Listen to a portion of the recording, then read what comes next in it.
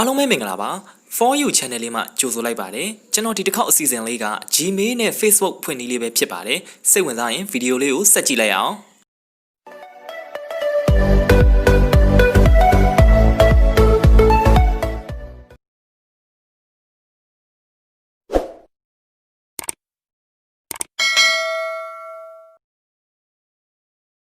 အားလုံးပဲမင်္ဂလာပါကျွန်တော်အခုတစ်ခေါက်က Gmail နဲ့ Facebook အကောင့်ကိုစနစ်တကျဖွင့်နည်းလေးပြောပြချင်ပါတယ်အဲ့တော့ဏ္ဍန်အနေနဲ့ကျွန်တော်သတိပေးခြင်းတဲ့အချက်လေး၃ချက်ကိုကျွန်တော်ပြောပြချင်ပါတယ်နံပါတ်1အချက်ကကိုယ့်ရဲ့ Facebook အကောင့်ကိုတွေ့ကြရဖုန်းနံပါတ်တွေနဲ့မဖွင့်ပါနဲ့လို့ကျွန်တော်အကြံပေးချင်ပါတယ်နော်ဖုန်းနံပါတ်နဲ့ဖွင့်ခဲ့တယ်ဆိုလို့ရှိရင်လည်းအဲ့ဒီဖုန်းကတ်ကိုဆွဲဆွဲမြဲမြဲသုံးပါနောက်ပြီးတော့ကိုယ့်ရဲ့ Facebook အကောင့်ကိုတွေ့ကြရလူတွေကိုမဖွင့်ခိုင်းပါနဲ့လို့ကျွန်တော်အကြံပေးချင်ပါတယ်ဟုတ်ပြီအဲ့ဒါနံပါတ်1အချက်ပါနံပါတ်2အချက်ကကျွန်တော်တို့ဗာလဲဆိုရင်ကိုယ့်ရဲ့ Facebook အကောင့်ကို Gmail နဲ့ဖွင့်တာအကောင်းဆုံးပါလို့ကျွန်တော်အကြံပေးချင်ပါတယ်နောက်ပြီးတော့နံပါတ်3အချက်ကဗာလဲဆိုရင်ကိုယ့်ရဲ့ Facebook အကောင့်ဖွင့်ခဲ့တဲ့ဖုန်းနံပါတ်နဲ့ mail တွေကိုလုံးဝမှတ်ထားပါလို့ကျွန်တော်အကြံပေးချင်ပါတယ်ကိုယ့်ရဲ့ Facebook အကောင့်ကဖုန်းနံပါတ်နဲ့ဖွင့်ခဲ့တယ်ဆိုရင်အဲ့ဒီဖုန်းကတ်ကိုဆွဆွမြဲမြဲသုံးပါဒါမှမဟုတ်ဘူးကိုယ့်ရဲ့ Facebook အကောင့်က Gmail နဲ့ဖွင့်ခဲ့တယ်ဆိုရင်အဲ့ဒီ Gmail ကိုကိုယ့်ရဲ့ဖုန်းထဲမှာ sign in လုပ်ထားပါအဲ့ဒါကိုကျွန်တော်အကြံပေးချင်ပါတယ်အဲ့ဒီအချက်3ချက်ကိုသတိထားပါလို့ကျွန်တော်အကြံပေးချင်ပါတယ်အဲ့တော့စလိုက်အောင်သွားမယ်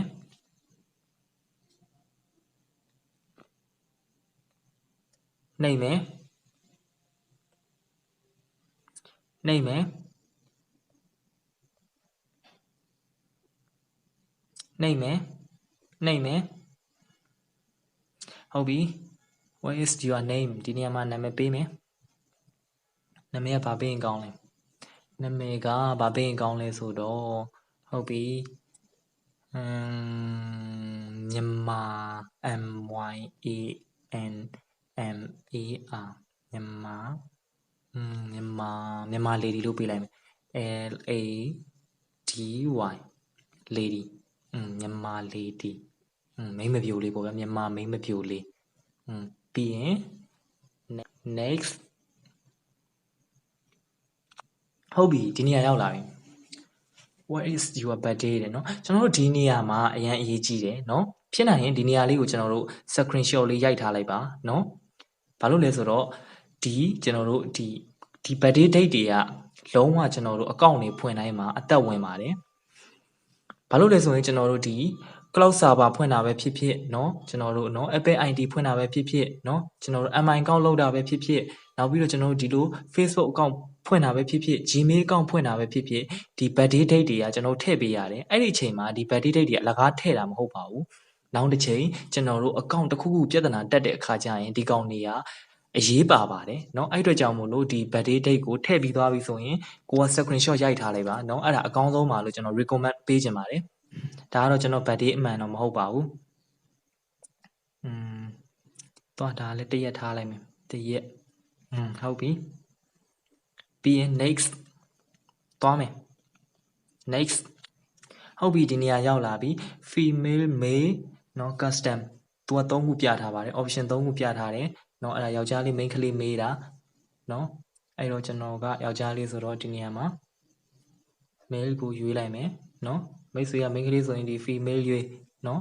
အဲ့လေးကိုတော့မှတ်ထားအောင် male ကိုရွေးလိုက်မယ်ပြီးရင် next เนาะဟုတ်ပြီဒီနေရာမှာကတော့ခုန mobile number တောင်းတာကျွန်တော်ကဒီဖုန်းနံပါတ်နဲ့ဖွင့်မှာမဟုတ်ဘူး Gmail နဲ့ဖွင့်မှာဆိုတော့အဲ့တော့အောက်ဆုံးကကျွန်တော်တို့ sign up with email address ဆိုတာလေးကိုနှိပ်ရမယ်ကျွန်တော်တို့ဒီအောက်ဆုံးမှာဒီနေရာလေးကိုနှိပ်ရမယ်เนาะဟုတ်လိုက်မယ် Gmail ရဲ့တစ်ချက်ဝင်ကြည့်မယ်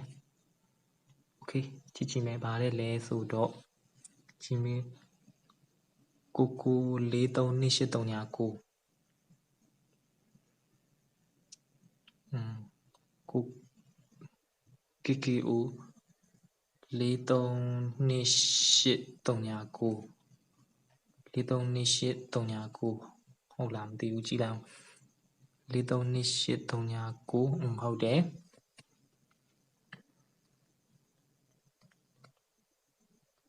okay ပြီးပြီဆိုရင် next နော်ဟုတ်ပြီဒီနေရာမှာchoose a password နော်ဒီနေရာမှာကျွန်တော်ဒီ password ပေးရမယ်နော် password ကသူကဘယ်လိုမျိုးလဲဆိုကျွန်တော်အရင်ကပြောပြခဲ့တယ်နော်အရင်ဗီဒီယိုလေးတွေမှာသူက letter တွေလည်းပါရမယ်နော်စာတွေလည်းပါရမယ်ကဏ္ဍတွေလည်းပါရမယ်အင်္ဂလိပ်စာအကြီးလည်းပါရမယ်အသေးလည်းပါရမယ်အဲ့ဒါကိုကြိုက်တယ်လို့ပေးအဲ့ဒီစီကံအတိုင်း password ကိုပေးပါ password ကိုပေးလို့ရှိရင်အနည်းဆုံး6လုံးတော့ပြည့်အောင်ပေးပါ okay ပွင့်သွားပြီနှိပ်ပါ create your account okay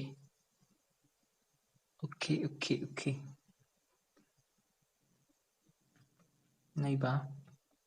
next verify လောက်ခိုင်းနေ okay ပွင့်သွားပြီ okay ရသွားပါပြီဒါဆိုရင်တော့ account တစ်ခုပွင့်သွားပါပြီเนาะ okay ဒါလေးကတော့သူပြောတာကဒါလေးကတော့သူကမှတ်ထားပါလို့ပြောတာပါเนาะကိုယ့်ရဲ့ဒီ email နဲ့ကိုယ့်ရဲ့ Facebook password ကိုမှတ်ထားပါလို့အဲ့တော့ကျွန်တော်ဒီကောင်လေး screenshot ရိုက်လိုက်မယ်เนาะ okay လို့လေးရိုက်လိုက်ပါเนาะမိတ်ဆွေတို့လည်းအဲ့လိုလေးရိုက်ပြီးတော့တင်ထားပါเนาะအဓိကကတော့ကျွန်တော်ဒီအကြောင်းအရာလေးတစ်ခုကိုသတိပေးတာပါခုနအချက်လေး၃ချက်ကိုသတိပေးခြင်းလို့ကျွန်တော်ဒီဗီဒီယိုလေးလုပ်တာပါတကယ်တော့ Facebook ဖွင့်နေဆိုတာကလွယ်ပါတယ်ဒါပေမဲ့မှားနေတာလေးကိုကျွန်တော်ကတဲ့ပေးတာပါเนาะဒီလောက်ဆိုရင်ပြည့်စုံသွားပြီလို့ကျွန်တော်ထင်တယ်ကျွန်တော်ဒီဗီဒီယိုလေးလုပ်ပေးရတခြားမဟုတ်ဘူးနောက်ကြလို့ရှိရင် Facebook နဲ့ပတ်သက်တဲ့အကြောင်းအရာတွေကိုတစ်ဆက်တည်းတင်ဆက်ပေးမှာဖြစ်လို့ဒီဗီဒီယိုလေးကိုလုပ်ပေးတာဖြစ်တယ်ကျွန်တော်ဗီဒီယိုလေးတွေကိုကြည့်ရှုပေးတဲ့တယောက်ချင်းစီတိုင်းကိုကျေးဇူးတင်တယ်နောက်ဗီဒီယိုလေးတစ်ပုဒ်မှာဆုံမယ်ဘိုင်ဘိုင်